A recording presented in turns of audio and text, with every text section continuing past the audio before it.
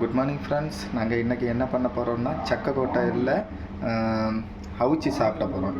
இப்போ சந்துருவான்னு எக்ஸ்பிளைன் பண்ணுவார் சக்கக்கோட்டைக்கு பயனை. இதுக்கு பயன் என்னன்னா, சக்கக்கோட்டை உங்களுக்கு எல்லாருமே தெரியும். இதில் நிறைய மருத்துவ குணங்கள் இருக்குது. அது உங்களுக்கு ஸ்பெஷலாக சொல்லணும்னு இல்லை, ஆனால் எல்லாருக்கும் பிடிக்கும்னு நினைக்கிறேன் சக்கக்கோட்டை.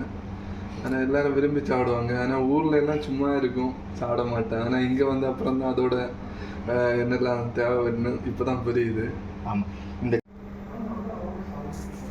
ஃப்ரெண்ட்ஸ் பாருங்கள், கொஞ்சம் சூடு தண்ணியில் சால்ட்டு போட்டிருக்கேன். அப்புறம் வந்து அந்த சக்கக்கோட்டையை போட்டிருக்கேன். பார்க்கலாம் எப்படி வருதுன்னு.